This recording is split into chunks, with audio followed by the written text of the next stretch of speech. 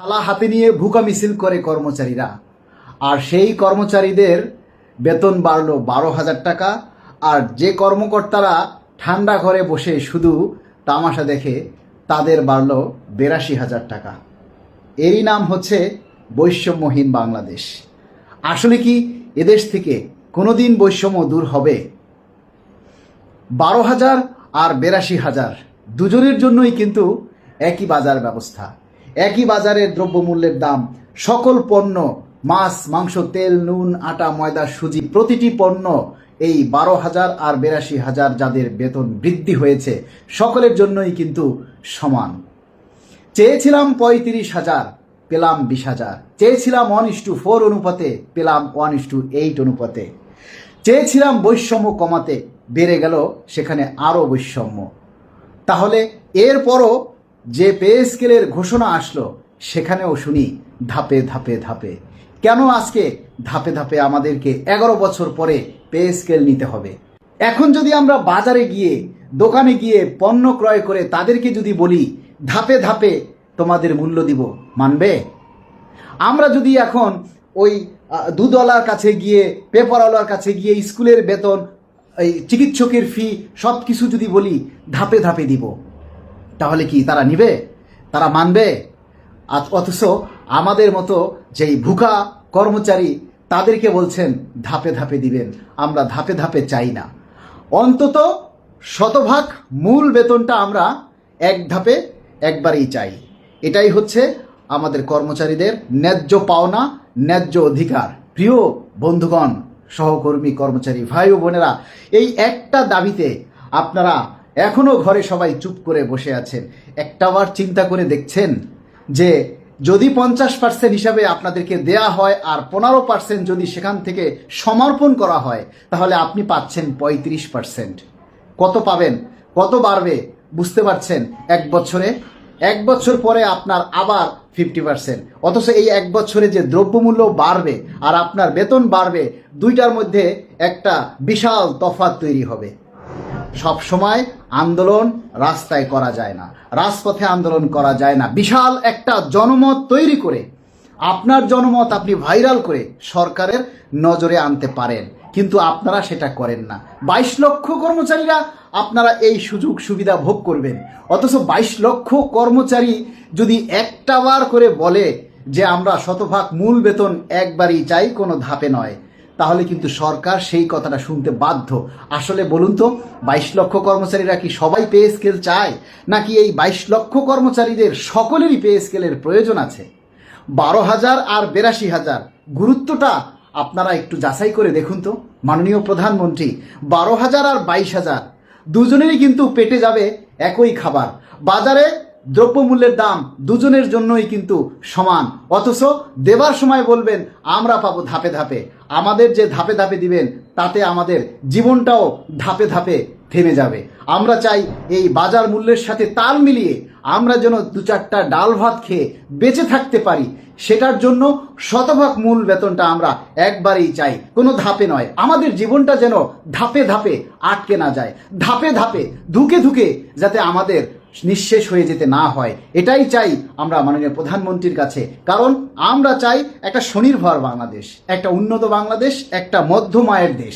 আর সেই দেশটা করতে গেলে আগে সরকারি যারা সার্ভিস হোল্ডার, যারা সরকারের ডান হাত হিসাবে কাজ করে, সরকারের সেবক হিসাবে কাজ করে, তাদের জীবন মান উন্নয়ন করাটা হচ্ছে সবচেয়ে বেশি জরুরি। আপনারা জানেন যে নবম পে স্কেল আগামী 1 জুলাই থেকে কার্যকরের ঘোষণা দিয়েছে সরকার, কিন্তু বলা হয়েছে ধাপে ধাপে বাস্তবায়ন করা হবে। কিন্তু কত ধাপে, কয় ধাপে, কিভাবে বাস্তবায়ন করবে তার কোনো রূপরেখা আমরা আজও পাচ্ছি না। বিভিন্ন মিডিয়ায় প্রচারিতব্য খবরগুলি যদি আমরা বিশ্লেষণ করি তাহলে আমরা দেখতে পাই যে 50%, তারপরে 3 বছরে 3 ধাপে ইত্যাদি ইত্যাদি। আমরা কিন্তু এগুলি প্রত্যাশা করি না। আমরা চাই 11 বছর পর যেহেতু পে স্কেল বাস্তবায়ন হচ্ছে, সেই পে স্কেলে আমাদের মূল বেতনটা যেন একবারেই বাস্তবায়ন হয়। সেই মূল বেতন একবারেই এক ধাপে বাস্তবায়নের লক্ষ্যে আগামী শুক্রবার 19 জুন জাতীয় প্রেস ক্লাবে আকরাম খা হলে বিকেল 3টায় আলোচনা ও সংবাদ সম্মেলন অনুষ্ঠিত হচ্ছে। সেই অনুষ্ঠানে আপনারা সবাই আমন্ত্রিত।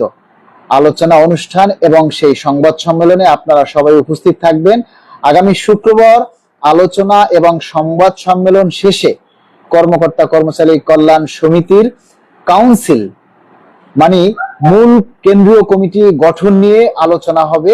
সেখানে আপনারা যারা বিভিন্ন জেলা থেকে আমাদের এই কল্যাণ সমিতিতে যুক্ত হতে চান বা আমাদের এই কল্যাণ সমিতিতে আপনারা নেতৃত্ব দিতে চান, তাদেরকে আমরা আমন্ত্রণ জানাচ্ছি। আপনারা সবাই যারা বিভিন্ন জেলা থেকেও আমাদের এই কমিটিতে যুক্ত হতে চান, তাদের সবাইকে বলবো আপনারা সশরীরে উপস্থিত থাকবেন এবং যে যেভাবে পারেন আমাদেরকে আর্থিকভাবে একটু সহযোগিতা করবেন। কারণ আপনারা জানেন যে প্রতিটি প্রোগ্রাম করতে গেলে অনেকগুলি টাকার প্রয়োজন হয়।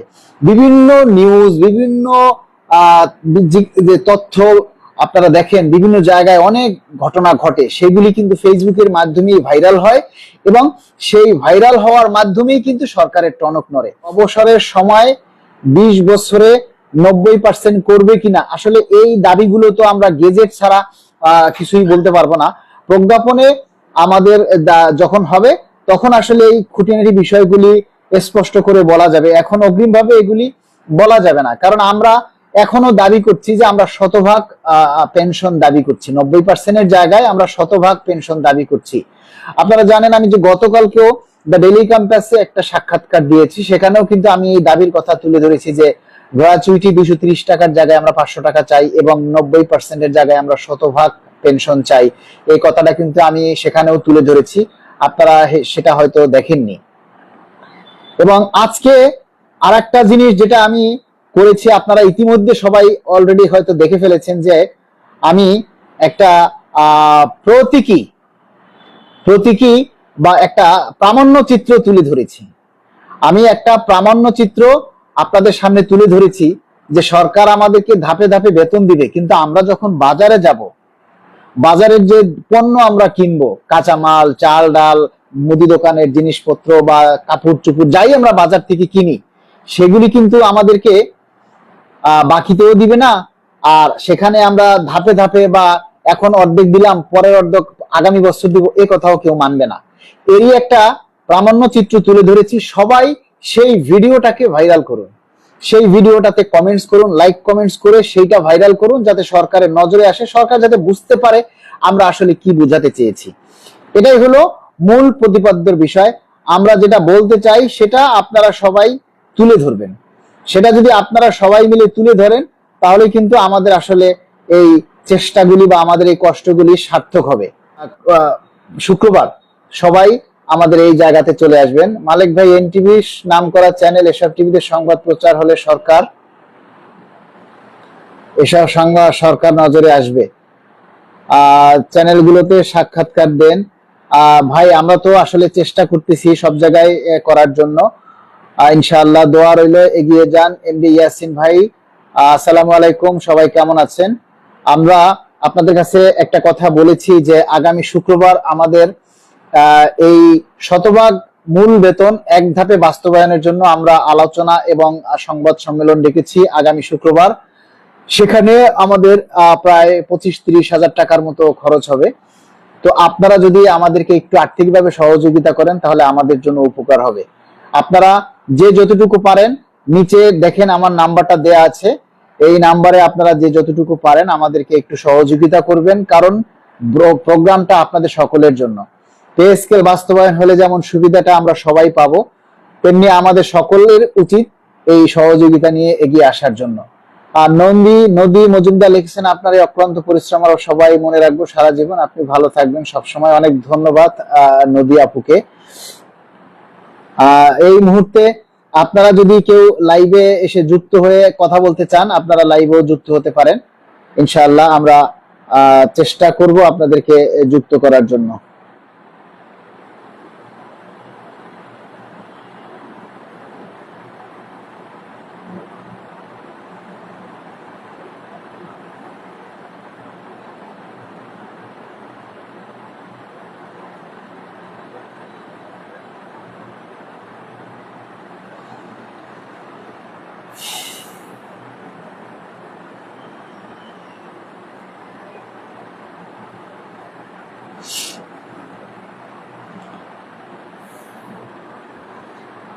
ফাহিম লিখেছেন, মালিক ভাই কেমন আছেন? ভালো আছেন। জহিরুল ইসলাম লিখেছেন, সফলতা কামনা করছি।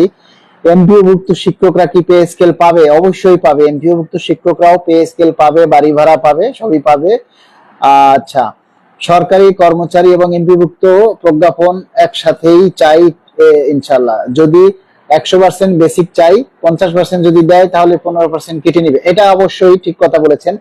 আমরা সরকারের কাছে অনুরোধ করতে চাই, আপনারা এই মুহূর্তে যারা লাইভে আছেন সবাই লাইভটা শেয়ার করে দিন। আমরা সরকারের কাছে বলতে চাই যে যদি কোনো কারণে বেসিক ভেঙেই দেয়া হয় তাহলে সেক্ষেত্রে যেন 2005-এর বিষয়টাকে গুরুত্ব দেওয়া হয়। 2005-এ যেভাবে পে স্কেল দেওয়া হয়েছিল সেটাই সেভাবে যাতে ফলো করা হয়। কারণ 2005-এ কিন্তু বেসিক ভেঙে পে স্কেল দেওয়া হয়েছিল এবং 2005-এর পে স্কেলের 1 জানুয়ারি থেকে কার্যকর হয়েছিল।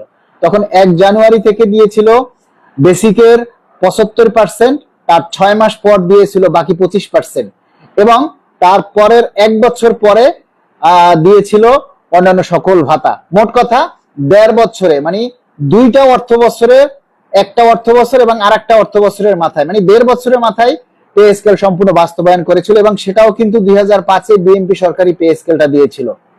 তাই আমার মনে হয় যে সরকার যদি বেসিক ভেঙে যদি পে স্কেল দিতে হয় তাহলে আমরা 2005-কে অনুসরণ করার জন্য বলবো।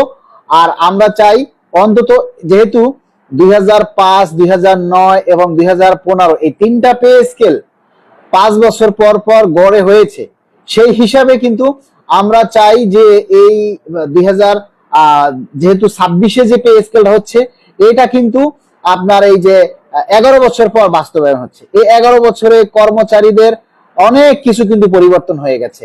এই 11 বছরে কিন্তু কর্মচারীদের